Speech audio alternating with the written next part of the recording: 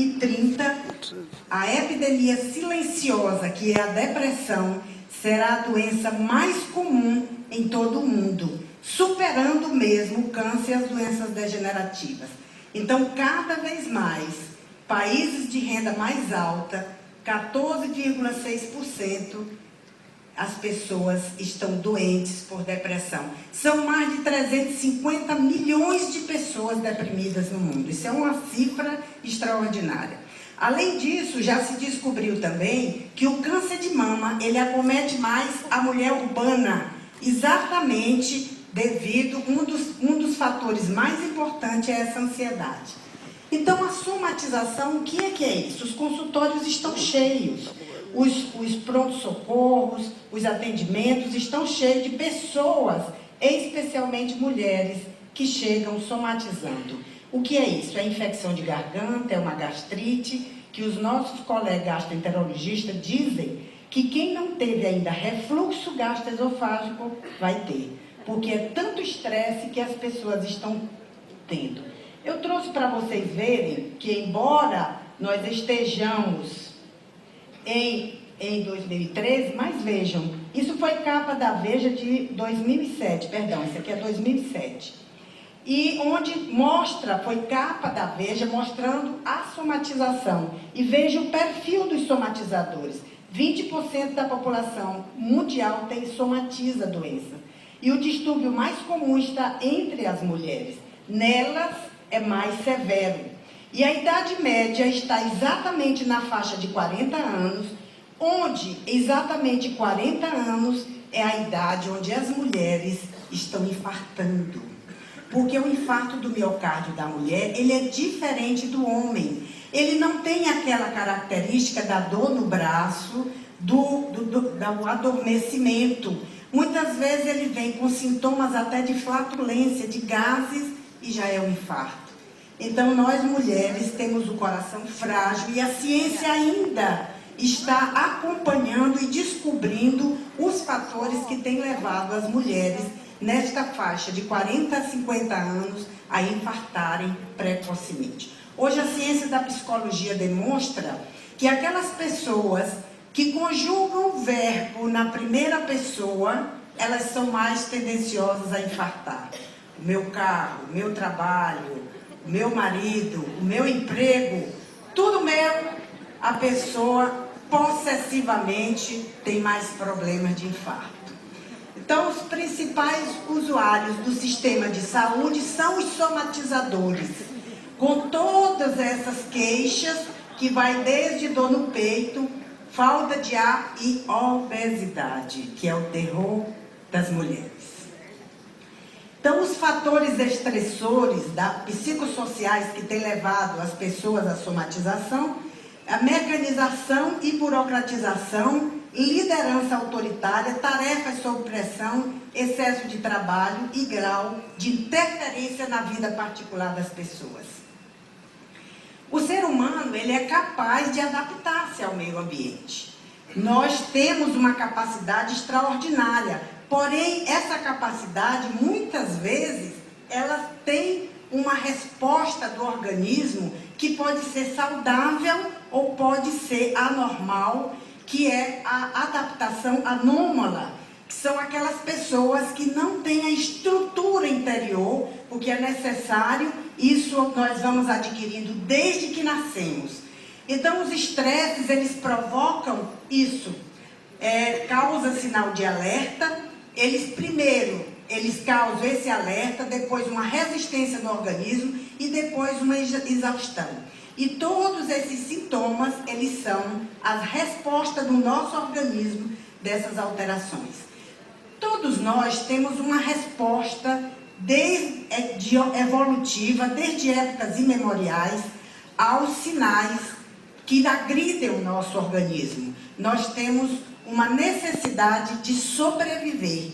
Então, diante de algo que ameace a nossa vida, nós ou lutamos ou fugimos. E isso nos leva a uma alteração muito importante, que é a alteração do sistema de defesa do organismo nessas repercussões orgânicas que nada mais é do que a alteração do cortisol. E o cortisol no nosso organismo faz com que, além das doenças, nós tenhamos um envelhecimento precoce.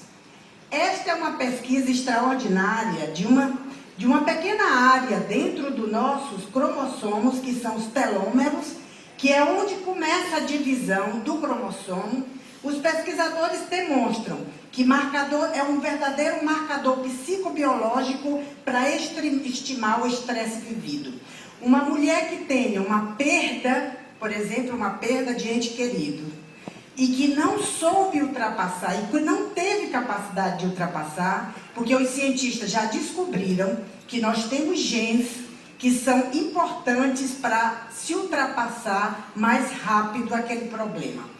Se a pessoa teve um forte trauma emocional, e hoje, cada vez mais com essa sociedade de tanta violência, mais e mais as pessoas têm uma alteração característica de ansiedade, que é o pós-traumático, a alteração pós-traumática.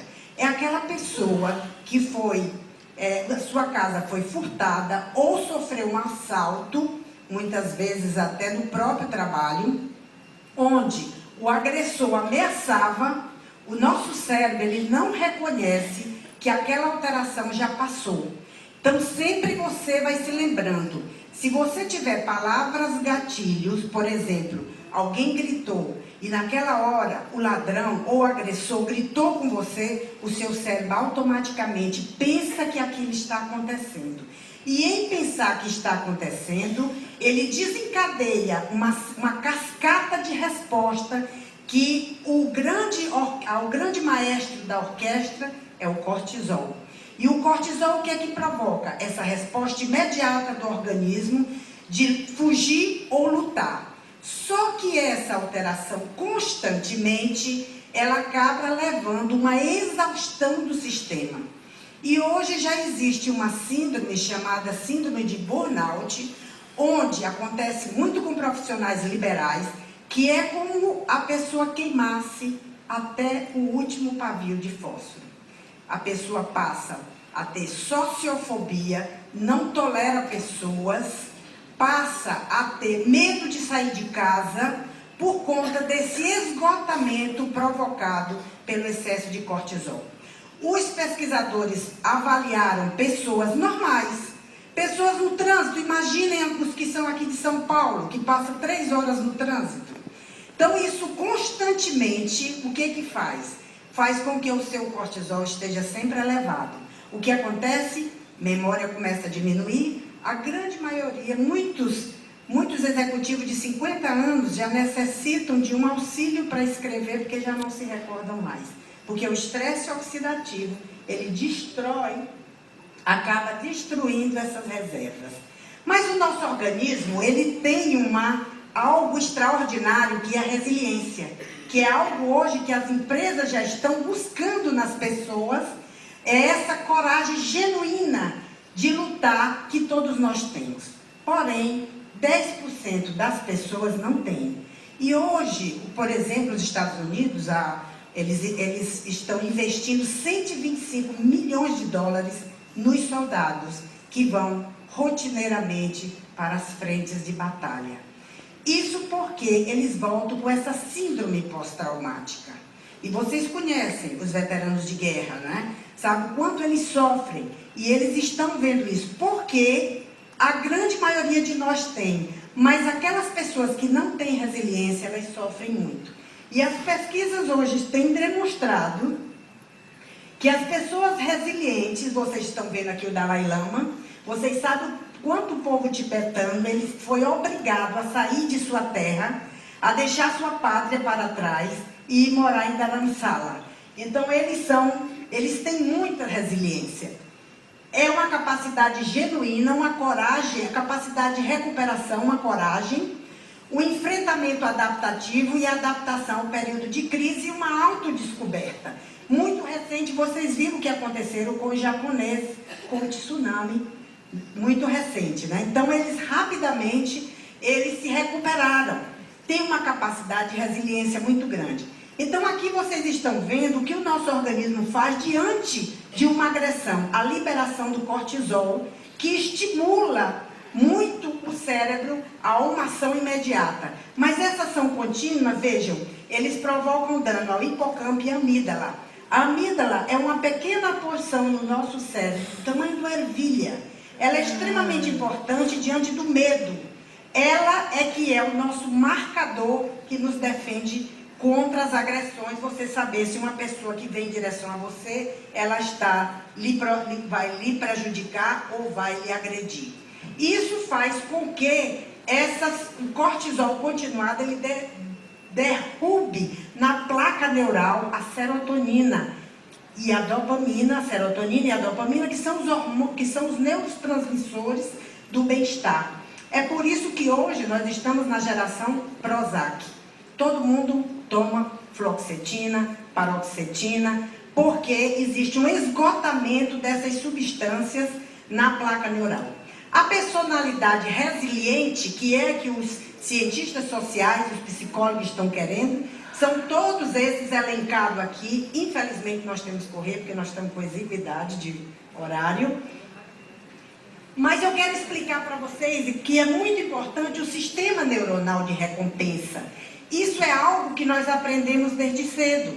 Então, quando algo é bom para nós, como comer, beber, fazer sexo, todas essas coisas são agradáveis. Isso faz o quê? Comer chocolate.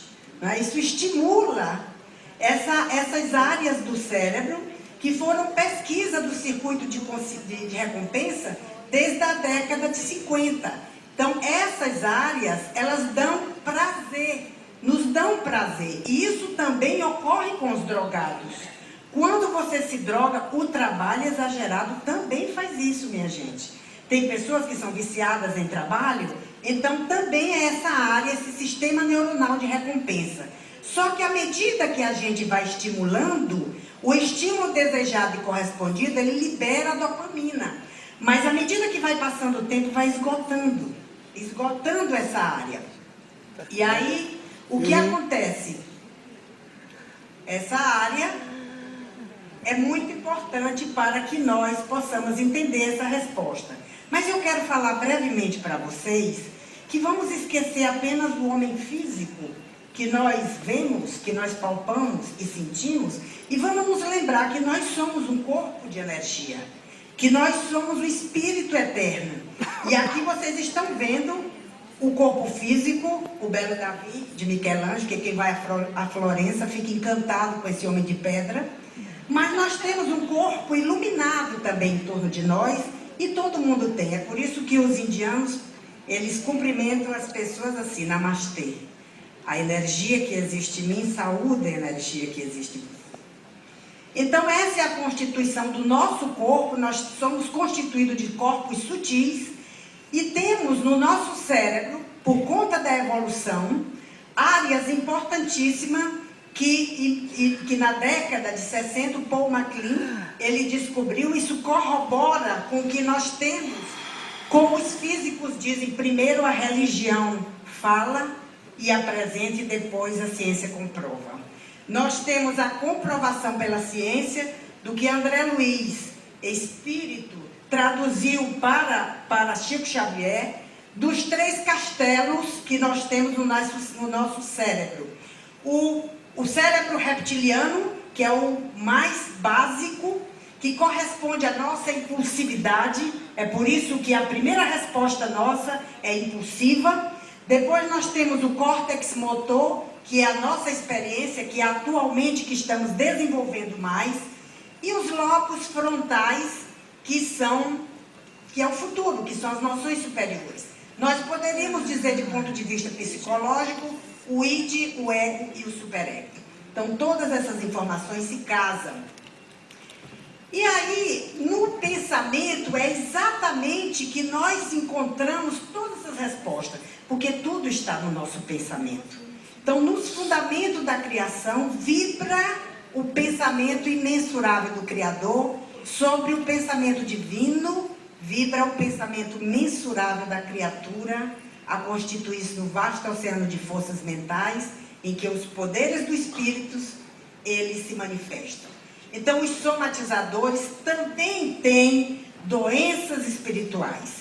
E essas doenças espirituais, elas são muito porque nós nos intoxicamos com maus pensamentos. Nós nos intoxicamos muitas vezes com a indisciplina das nossas emoções e as paixões que desarmonizam e desequilibram o nosso ser. O espírito encarnado, sob a influência inferior, através das regiões que se situam no sexo, no estômago, eles recebem estímulos superiores, ainda mesmo de alma não sublimadas, através do coração e do cérebro.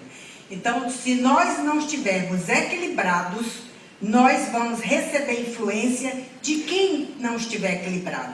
Seja das pessoas que convivem conosco, seja de outras energias que povoam esse imenso universo de energia no qual nós estamos inseridos. Então, pelo imã do pensamento, nós podemos ter um pensamento saudável ou um pensamento doentio, controlado ou descontrolado. E por isso, nós podemos ser os responsáveis pela nossa saúde e pela nossa doença. Hoje a ciência já descobriu que 70% das doenças e da saúde dependem de estilo de vida e de hábitos. Então, se dependem de estilo de vida e hábitos, nós podemos modificá-los. Porque quando a pessoa infarta ou tem algum problema, o médico diz, você não pode beber nem fumar. E a pessoa para. Então, isso é influência dos hábitos da pessoa sobre a saúde. Da mesma forma, nós podemos nos harmonizarmos, termos equilíbrio interior e influenciarmos na nossa saúde. Isso é extremamente importante nas nossas defesas emocionais, na administração do estresse, para não nos tornarmos reféns emocionais. Então, é extremamente importante. A ciência cada vez mais está nos mostrando o quanto é importante o bem-estar evocado. O que é isso? Da mesma forma que o estresse, ele acelera nosso organismo, nos provoca de frente para a luta, enfrentando o perigo ou para a fuga, se nós tivermos equilíbrio interior, nós faremos o contrário. O pesquisador Harry Benson, da Universidade de Harvard, há mais de 30 anos, ele estuda o bem-estar evocado. O que é isso? Quando vocês veem essa praia, nós estamos pensando no bem-estar. Se você pensa numa palavra de amor, se você pensa nos seus melhores momentos, e eu digo para vocês, particularmente, meus amigos, que eu sou oncologista e diante do paciente terminal, quando você está diante daquele que está com uma sentença de morte, nada de material é importante para ele. Não existe mais títulos, não existe mais riqueza, não existe mais poder. O que existe? Os bens da alma, que Jesus nos falava. É a família, é o amor dos amigos, é o bem-estar do coração. Esses são os verdadeiros bens que nós encontramos no paciente que está partindo. E que muitas vezes nós só nos lembramos quando nós estamos doentes. Então vamos procurar incorporar isso aqui na nossa vida. Pensar numa resposta de relaxamento que contrapõe-se à luta e à fuga. Isso faz com que o nosso organismo, em vez de estar acelerado pelo estresse, ele está em hipometabolismo. A respiração diminui. Porque vocês já observaram que quando vocês estão estressados, vocês ficam cansados. Porque isso é um hipermetabolismo. Enquanto que a meditação e a oração, o que é que ela faz? Ela faz o contrário. Ela nos acalma. Hoje a ciência já demonstrou com as monjas cristãs, os monges tibetanos e as freiras carmelitas, que na área temporal do cérebro, através de ressonância magnética,